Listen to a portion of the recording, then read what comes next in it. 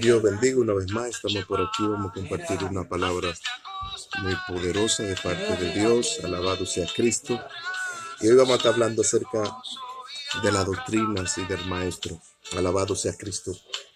Dice y había un hombre de los fariseos, Nicodemos, un principal de la sinagoga, que vino a Jesús de noche diciendo: Rabí, sabemos que eres maestro y enseña, y estas señales que enseña provienen de Dios. Cuando hablamos de un rabino, hablamos de un maestro, hablamos de un roer. Entonces le dijo: donde hay un maestro o un rabí, hay doctrinas de maestría y de fundamentos, técnicas para educar, enseñar y preparar y capacitar en los fundamentos doctrinales, donde hay un rabino. Entonces, este vino a Jesús de noche, Nicodemos. Sabemos que viene de parte de Dios y la señal y tu enseñanza que habla proviene de Dios. Cuando hablamos de este rabino, hablamos que él tenía una incógnita. Él quería que Jesús le enseñara cuáles eran los valores y los principios para poder fundamentar y también restablecer los principios dentro del reino. Pero vemos el libro de Efesios 4:11, donde Dios constituyó el ministerio de maestro como fundamento de la obra para edificación de la iglesia. Es decir, que a Jesús le llamaban rabino o rabí porque era un maestro, enseñaba. Y a donde hay un maestro, ahí hay doctrina, hay enseñanza de doctrinas para que la persona se conduzca a la enseñanza. Pero dice Efesios 4:13, y para llegar a la unidad de la fe, la sabiduría, la inteligencia, el conocimiento de la ciencia, en la plenitud de la estatura del varón perfecto. Es decir, que el libro de Efesios nos habla de ministerios, cómo fue constituido el ministerio del maestro para enseñar, para educar, para capacitar y para instruir en justicia. Es decir, para el fin de llegar a ser a la unidad del conocimiento, la sabiduría, la inteligencia, a la plenitud del varón perfecto, que es la estatura de la fe. Es decir, que estos no habla de la enseñanza que proviene del maestro, Colosenses 1:26 nos dice: y este es el mismo misterio oculto que se nos ha manifestado desde las edades y por los siglos. Este es el misterio oculto que se nos ha manifestado desde las edades y de los siglos. ¿Cuál? El misterio de la maestría del maestro, para que capacite las palabras según la palabra de verdad y de conocimiento. Por eso dice Colosenses 1:25, que fuimos hechos ministros según la administración del oficio para anunciar el cumplimiento de la enseñanza de la palabra de Dios. Fuimos hechos ministros según según la administración del oficio para anunciar el cumplimiento de la enseñanza de las palabras de Dios. Cuando habla que fuimos hechos ministros, fuimos hechos maestros. ¿Para qué? Para implantar la palabra de sabiduría, de conocimiento y de fe a las comunidades. Alabado sea Cristo. ¿Por qué? Porque el don de maestro, ese es el don más importante. Porque a donde hay un maestro hay sabiduría, hay conocimiento, hay ciencia, hay enseñanza. Y la enseñanza son la que nos capacita para que seamos aceptados por medio de Dios. Efesios 2:20 dice: y es edificado sobre el fundamento de los apóstoles y de los profetas, siendo las piedras vivas principal del ángulo, que es el mismo Jesucristo. Entonces, si fuimos edificados según el fundamento de los apóstoles, ese fundamento de los apóstoles fue el fundamento que Cristo estableció. Y dice que ahí también edificaron los profetas. Y dice que vino a pasar a ser las piedras vivas del ángulo principal, que es el mismo Es decir, que el fundamento, la base y la estructura es el mismo Cristo, que ha fundamentado en los apóstoles, los profetas, los maestros, y todos fundamentamos sobre él, porque en él fue fundamentado. Hechos 2:42 dice: y perseveraban los apóstoles en las sanas doctrinas, en la enseñanza, en la comunión y en la partición del pan y la oración. Es decir, que en esa enseñanza de doctrina donde participaban los apóstoles y enseñaban la comunión del pan y la oración, eso nos enseña a nosotros de que nosotros debemos hacer comunión y de que debemos practicar esta comunión en las sanas doctrinas, porque esta proviene de la enseñanza que nuestro Señor Jesucristo dejó reservada para que nosotros practiquemos la comunión, practiquemos la oración, practiquemos la impartición del pan. ¿Por qué? Porque esto es parte de la estructura de la enseñanza del Evangelio, que es aplicable a nuestros conceptos y a nuestro conocimiento. Alabado sea Cristo. Pero dice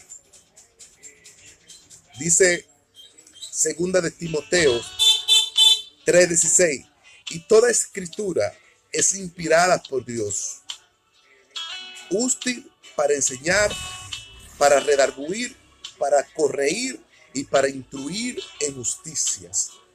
Es decir, que toda la escritura y todo el fundamento de los apóstoles y a donde edificaron los profetas fueron fundamentados y fueron inspirados por la palabra de Dios para que nosotros seamos inspirados por esa misma enseñanza.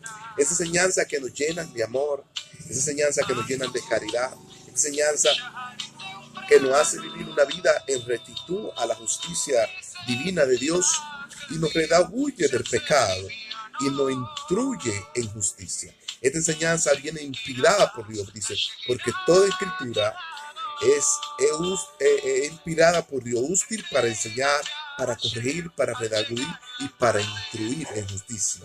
Es decir, al fin de perfeccionar a los santos en las obras que Dios ha fundamentado sobre los apóstoles y los apóstoles han edificado sobre esa piedra viva, que es la palabra de Dios.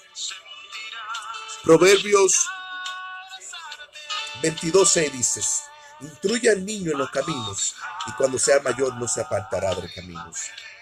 Cuando Dios habla de la misma, que toda escritura inspirada por Dios, es instruirla en esa justicia, es instruirlo en el camino, es instruirlo en la palabra de Dios, porque a donde hay un maestro, hay un rabí, hay enseñanza, y a donde hay enseñanza, hay estructura de capacitación sobre la membresía que recibe la doctrina de enseñanza y que perseveran en esas doctrinas. Alabado sea Cristo.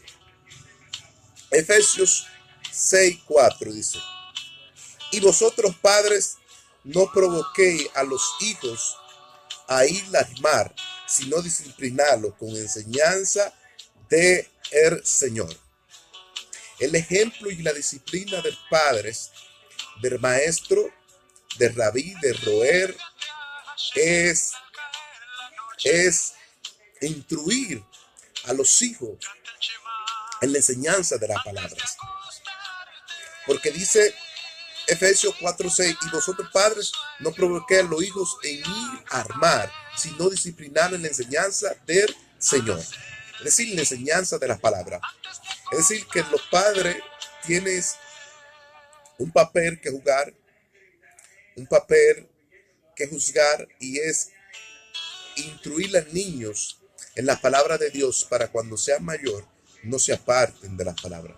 Porque la palabra de Dios, cuando cae en nuestro corazón, son como semillas que crecen y germinan dentro de nuestro corazón y va creciendo y nos va haciendo, preparando a llevar a la estatura de un varón perfecto, al conocimiento de la plenitud de la fe de Cristo. Es decir, que esta estructura proviene de la enseñanza de las palabras de Dios, proviene de la inspiración de las escrituras, proviene en instruir a los niños, proviene en capacitar, proviene en corregir al niño, proviene en redarguir a los niños, en capacitarlos y prepararlos. Eso no habla de preparación. Mateo 28:19 dice: por tanto, id y hacer discípulos a todas las naciones, bautizándolos en el nombre del Padre, del Hijo y del Espíritu Santo.